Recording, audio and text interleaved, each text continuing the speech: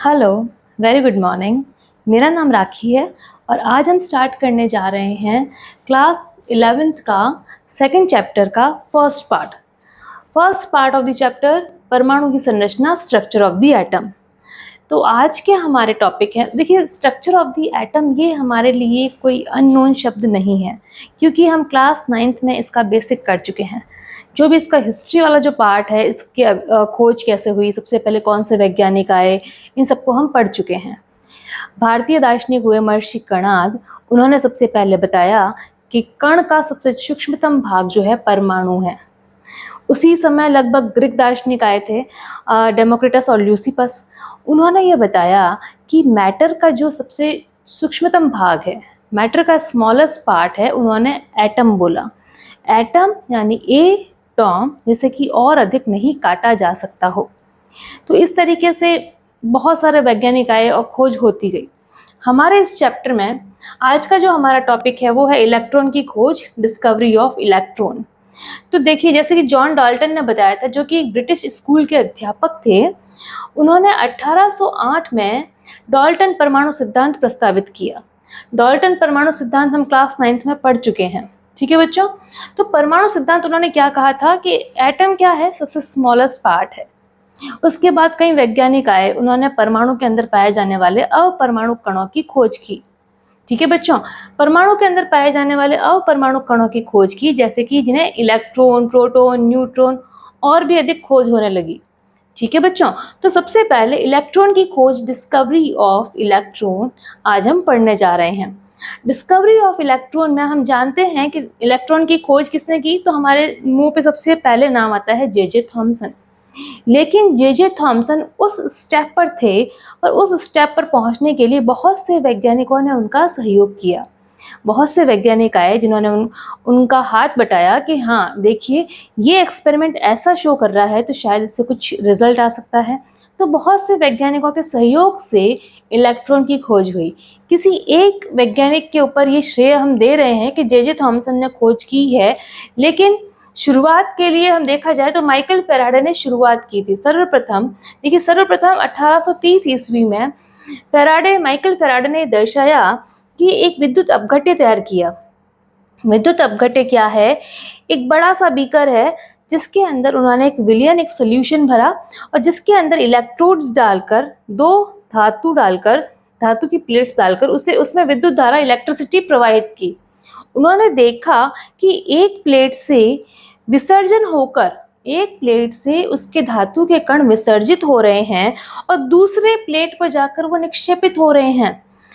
यानी एक प्लेट पे डिपोजिशन हो रहा है और दूसरी प्लेट से विसर्जन हो रहा है। तो एक प्लेट, उसकी थिकनेस और ज़्यादा होने लगी और एक प्लेट और पतली होने लगी, ठीक है बच्चों। तो ये चीज़ क्या शो करती है कि द्रव्य यानी ये जो धातु के, जो अगर हम इलेक्ट्रिसिटी इसमें प्रवाहित नहीं करते हैं तो इन प्लेट्स में कोई भी तरीके के चेंजेस नहीं आते हैं, जबकि इलेक्ट्रिसिटी प्रवाहित करते ही विद्युत धारा में और इस द्रव्य में, कौन से, इन धातु के इन मेटल्स में और विद्युत धारा में कुछ ना कुछ तो संबंध है, ये बताया माइकल फैराडे ने। माइकल फैराडे ने लॉ दिया था, लॉ ऑफ इलेक्ट्रोलिसिस, जो कि हम 12th क्लास में पढ़ेंगे, ठीक है बच्चों। तो अभी के लिए मैं बता रही हूँ आपको कि माइकल फैराडे ने 1830 ईस्वी में एक विद्युत अपघट्य तैयार किया और उसमें इलेक्ट्रिसिटी से उन्होंने ये शो किया कि ये देखिए, द मैटर में और विद्युत धारा में कुछ न कुछ संबंध है, क्योंकि इलेक्ट्रिसिटी के प्रवाह करते ही एक प्लेट से विसर्जन हो रहा है और दूसरी प्लेट पे डिपोजिशन हो रहा है, ठीक है बच्चों। उसके बाद अगर बात करें हम 1874 ईस्वी में, 1874 में स्टोनी, जो कि फिजिक्स के वैज्ञानिक थे, एक फिजिक्स साइंटिस्ट थे स्टोनी, वो आए। उन्होंने बताया कि मैटर जो है छोटे छोटे पार्टिकल्स से मिलकर बना है और इलेक्ट्रिसिटी जो है वो इलेक्ट्रॉन नेगेटिव पार्टिकल्स होते हैं, उनसे बनी होती है। इस चीज़ का जो एक्सपेरिमेंटल है वो जाता है श्रेय जे थॉमसन को। जे थॉमसन आए, जे थॉमसन ने एक डिस्चार्ज ट्यूब एक्सपेरिमेंट किया। जे थॉमसन ने डिस्चार्ज ट्यूब एक्सपेरिमेंट किया। इस एक्सपेरिमेंट में क्रुक्स नामक वैज्ञानिक, उन्होंने भी सहयोग दिया। तो इसे क्रुक्स ट्यूब एक्सपेरिमेंट भी कहा जाता है। कौन सा? जे थॉमसन का discharge tube experiment Crookes tube experiment भी कहा जाता है। इसमें उन्होंने क्या किया, एक लगभग 50 सेंटीमीटर लंबी एक ट्यूब ली इस डिस्चार्ज ट्यूब में निर्वात किया गया, पंप द्वारा इसका सारा का सारा वैक्यूम निर्वात किया गया और इसमें इलेक्ट्रिसिटी उच्च वोल्टेज वाली हाई डीसी वोल्टेज की इलेक्ट्रिसिटी यानी 5000 से लेकर 10,000 वोल्टेज वाली इलेक्ट्रिसिटी फ्लो की गई। इसमें 2 रॉड्स थी, एक कैथोड एक एनोड की तरह कार्य करती है, जिसमें से बहुत अधिक, देखिए नॉर्मल प्रेशर पर इसमें कोई रिएक्शन नहीं हुआ। जब इसमें नॉर्मल प्रेशर किया गया इसमें कोई रिएक्शन नहीं हुआ, जबकि इसमें जब हाई प्रेशर 10⁻⁻² एटमॉस्फेरिक प्रेशर डाला गया तो गैस में कंडक्टिविटी शो हुई, गैस में कंडक्टिविटी शो हुई और 10⁻⁻4 में करने पर उनमें देखिए 10 जब -2 किया तो गैस में कंडक्टिविटी शो हुई। गैस में कंडक्टिविटी शो हुई मतलब जो कैथोड जो किरण थी, कैथोड जो रॉड थी हमारी, उससे जो नेगेटिव जो किरणें निकलने लगी और वो पॉजिटिव की तरफ आकर्षित होने लगी। ये कैथोड से निकलने वाली किरणें जो पॉजिटिव की तरफ आकर्षित हो रही है, पॉजिटिव की तरफ कौन आकर्षित होगा? जो खुद नेगेटिव होगा। ठीक है, तो इस तरीके से पता चला कि ये जो कैथोड किरणें हैं, ये कैथोड रेज हैं जो कि पॉजिटिव की तरफ आकर्षित हो रही है, ये जरूरी नेगेटिवली चार्ज है और जो कि स्ट्रेट जा रही है बिल्कुल एनोड की तरफ। ठीक है बच्चों, तो कैथोड किरण जो कि कैथोड से एनोड की तरफ जाती है, ये हमें पता चला। और ये कैसे पता चला? इसमें ये इसको फ्लोरोसेंट लेपन किया गया, इसमें जो है जिंक सल्फाइड का जब लेपन किया गया फ्लोरोसेंट का, क्योंकि ये नेकेड आइज से ये नहीं दिखती है, जबकि अगर इसमें फ्लोरोसेंट का लेपन किया जाए तो जैसे ट्यूबलाइट में रोशनी आती है वैसे की वैसे इसमें भी रोशनी होने लगी। ठीक है, अच्छा आगे बात उन्होंने ये बताई कि अगर हम इस रेस के बीच में कोई ऑब्जेक्ट रखते हैं, कोई भी तरीके की हमने अगर वस्तु रख दी, तो ये देखा गया कि उसका जो प्रतिबिंब है वो इसके बैक साइड में बन रहा है। उसकी अगर परछाई उसके बैक साइड में बन रही है तो इसका मतलब ये हुआ कि ये जो किरणें हैं बिल्कुल स्ट्रेट गमन कर रही है।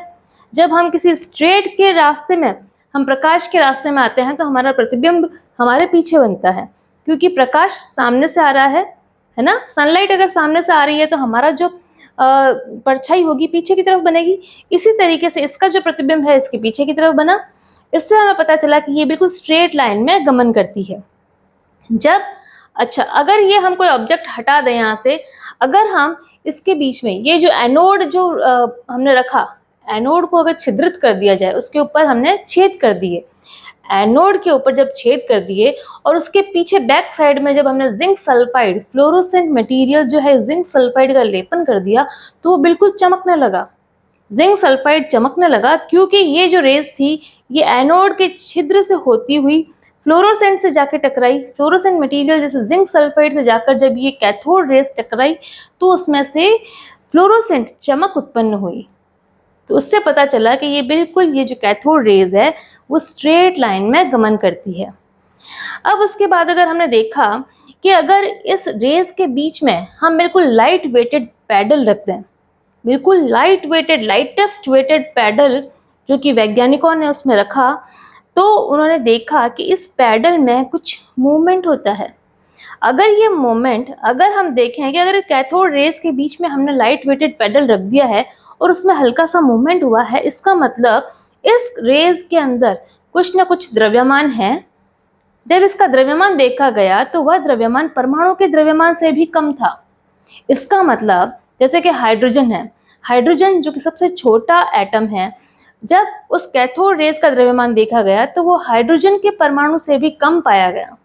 जब हाइड्रोजन के परमाणु से भी कम है यानी वह परमाणु के अंदर का भाग है, वह अपरमाणु कण है।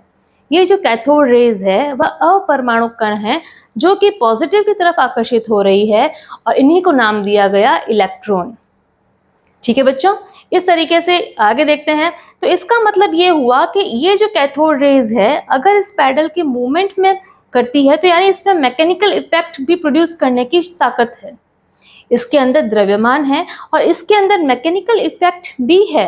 तो इस तरीके से हमें पता चला कि इस कैथोड रेज में मैकेनिकल इफेक्ट प्रोड्यूस करने की क्षमता है, इसका कुछ न कुछ द्रव्यमान जरूर होना चाहिए। इसके बाद अगर बात करें हम, अब अगर इन कैथोड रेज के जो ट्यूब है, इस ट्यूब के अगर दोनों तरफ हमने अगर मतलब एक्सटर्नल इलेक्ट्रिक फील्ड लगा दिया, पॉजिटिव और नेगेटिव दो फील्ड लगा दिए तो ये जो कैथोड रेज है ये पॉजिटिव की तरफ आकर्षित हुई। नेगेटिव जो हमने लगाया ये फील्ड, नेगेटिव इलेक्ट्रोड फील्ड यानी एक्सटर्नल इलेक्ट्रिक फील्ड लगाने पर ये पॉजिटिव इलेक्ट्रिक फील्ड की तरफ आकर्षित हुई। इससे हमें पता चला कि इसमें नेगेटिव प्रॉपर्टीज हैं। इसी तरीके से अगर इसे चुंबकीय क्षेत्र में रखा गया है ना, साउथ पोल और नॉर्थ पोल, ये दो पोल जो है चुंबक के हैं, तब ये जो कैथोड रेज थी ये नॉर्थ पोल की तरफ आकर्षित हुई जो कि एक नेगेटिव किरण का संकेत देती है ना। तो इसकी जो भी प्रॉपर्टीज थी वो सारी नेगेटिव तरीके की थी कि इस तरीके से इलेक्ट्रॉन हम मान सकते हैं कि इलेक्ट्रॉन जरूर ही कोई नेगेटिव कण है जिसका कुछ ना कुछ द्रव्यमान होना चाहिए, लेकिन वह परमाणु से छोटा है यानी अपरमाणु कण होना चाहिए जो कि परमाणु के अंदर ही होता है। इस तरीके से इसकी खोज होने लगी। ये देखिए, जब हम इसे नॉर्मल प्रेशर पर रखते हैं तो कोई रिएक्शन नहीं होती, जबकि 10⁻⁻² एटीएम एटमॉस्फेरिक प्रेशर पर गैस में कंडक्टिविटी होने लगी और ये ट्यूब जो है वो ग्लो करने लगी। उसी तरीके से 10⁻⁻, अगर ज़्यादा इसमें प्रेशर कर दिया, 10⁻⁴ एटमॉस्फेरिक प्रेशर लगा दिया तो गैस का जो है वो ग्लो कम हो गया, लेकिन इसकी कंडक्टिंग नेचर जो है, इसका जो नेगेटिव नेचर है वो वैसा के वैसा रहा। ये जो कैथोड रेज जो है इसको यदि हैवी मेटल्स पर, हैवी मेटल्स यानी टंगस्टन हुआ, कॉपर हुआ, इसके ऊपर जब हमने डाला, कैथोड रेज को हैवी मेटल्स के ऊपर जब हमने डाला तो एक तरीके की रेज प्रोड्यूस हुई जिसे कि एक्स रेज कहा जाता है। एक्स रेज प्रोड्यूस हुई कब हुई? जब कैथोड रेज को हैवी मेटल्स पर डाला जाता है, जैसे कि टंगस्टन है, कॉपर है, तो उससे एक्स रेज प्रोड्यूस हुई। उसके बाद बात करें कि यदि थिन शीट ऑफ मेटल्स यानी एल्यूमिनियम पर अगर हमने इसको डाला तो ये इसमें पेनिट्रेट हो गई, इसमें समा गई, क्योंकि ये नेगेटिव है और एल्यूमिनियम में इलेक्ट्रॉन्स को और कैप्चर करने की क्षमता है तो इसमें पेनिट्रेट हो जाती है। Thin sheet of metals of aluminium में ये जो कैथोड रेज है डालने पर ये कैथोड रेज उसमें पेनिट्रेट हो जाती है, उसमें समा जाती है। उसके बाद बात करें कि ये रेज जो है अगर मेटल सरफेस पे हम लगातार डालते रहें, किसी मेटल सरफेस के ऊपर अगर कैथोड रेज को लगातार डालते रहें तो वो मेटल गर्म हो जाता है, उसमें हीटिंग इफेक्ट आने लगता है। कैथोड रेज को मेटल के सरफेस पर अगर हम लगातार डालते रहेंगे तो उसमें हीटिंग इफेक्ट आएगा। ठीक है बच्चों, अगर हम बात करें, ये देखिए कैथोड रेज स्ट्रेट होती है, कैथोड रेज स्वयं से दिखाई नहीं देती, लेकिन जबकि इस फ्लोरोसेंट मटेरियल से अगर लेपन किया जाए तो ये रेज दिखाई देती है। इसके बाद बात करें, जैसे कि हमारे घरों में जो टीवी होती है, टीवी का जो पर्दा होता है उसके ऊपर जो भी हमें चित्र दिखाई देते हैं वो उसी फ्लोरोसेंट मटेरियल की वजह से होते हैं और वही कैथोड रेज जो होती है उनसे हमें चित्र दिखाई देते हैं। तो ये बिल्कुल टीवी के पर्दे की तरह व्यवहार करते हैं। ठीक है, उसके बाद बात करें हम इलेक्ट्रिक और मैग्नेटिक जो फील्ड लगाया है तो उसमें ये डेविएशन फ्लो शो करती है, उसमें विचलित हो जाती हैं पॉजिटिव की तरफ और नेगेटिव होने का लक्षण शो करती है।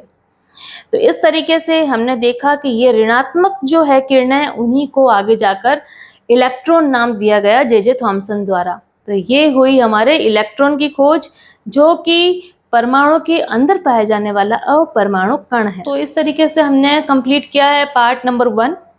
पार्ट नंबर 1 में हमने इलेक्ट्रॉन की खोज कंप्लीट की है।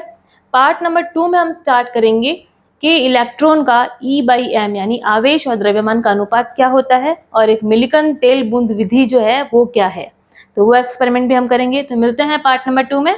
Till then bye bye, thank you.